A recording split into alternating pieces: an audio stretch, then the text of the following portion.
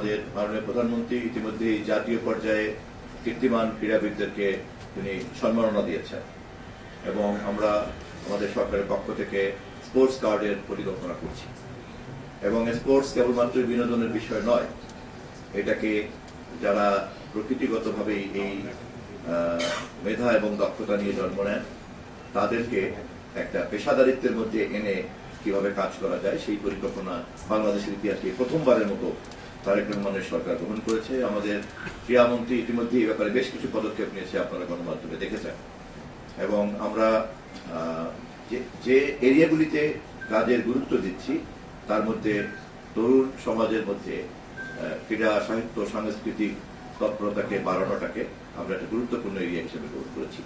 বাংলাদেশ টেলিভিশনের একটা সুযোগ আছে জনমত তৈরি করার, যে কোনো বিষয়ে যে কোনো মূল্যবোধ সম্পন্ন এবং যার একটা দীর্ঘমেয়াদী সফট ভ্যালু আছে এমন সমস্ত এজেন্ডাগুলিকে পিক করে জনমত তৈরি করার জন্য বিটিভির একটা বিরাট সুযোগ আছে।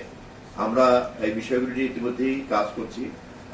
আপনাদেরকে একটু জানিয়ে রাখি, যেহেতু প্রচলিত জনবল কাঠামোর মধ্যে নিউ মিডিয়া এক্সপার্টিসটা কম, আমাদেরকে সেই কারণে একটু বেগ পেতে হচ্ছে।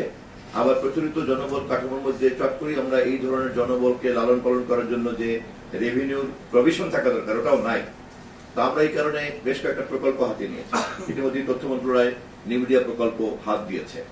আমরা এই প্রকল্পগুলি যখন চূড়ান্তভাবে এই অর্থবর্ষ তো শুরু হয়ে গেল, আশা করি আগামী এই মাসের মধ্যেই আমরা বিষয়টা একটা চূড়ান্ত পর্যায়ে আসবে। এই প্রকল্পগুলির মাধ্যমে আমরা আপনি যে পরামর্শ দিয়েছেন বিটিভিকে, বিশেষ করে বিটিভি রেডিও এবং এমনকি বেসরকারি টেলিভিশনগুলির জন্য ডিজিটাল কন্টেন্ট গুলিকে আমরা তৈরি করবো, যা ডিজিটাল প্ল্যাটফর্মে যেতে পারে, যা স্যাটেলাইট টিভি গুলি বিলি করতে পারে। টেলিস্টোরিয়াল তো আছে। 2022-এ যেখানে ফিফার 3.2 মিলিয়ন পাওনা শোধ করা বাদে 140 কোটি টাকার পুরোটাই ছিল মধ্যস্বত্বভোগীদের লুটপাটের একটা কেন্দ্র। 3.2 মিলিয়ন। এবারে ফিফার যে পাওনা 3.85 মিলিয়ন, এইটা শোধ করার খরচটুকুও আমরা তুলে ফেলেছি বেসরকারি জায়গা থেকে এবং বাকি যে 2-3 কোটি টাকা আছে এটাও আমরা সাব লাইসেন্সিং কাছ থেকে আদায় করব। আমরা এবারের বিশ্বকাপের খরচকে প্রায় শূন্যের কোঠায় নামিয়ে ফেলছি। এটা হলো জাতির জন্য এই শুভ সংবাদটা, যেখানে 140 কোটি টাকার টার্ন ওভার ছিল 2022-এর বিশ্বকাপে। ফিফার পাওনা বাদে বাকিটা সবই দূর।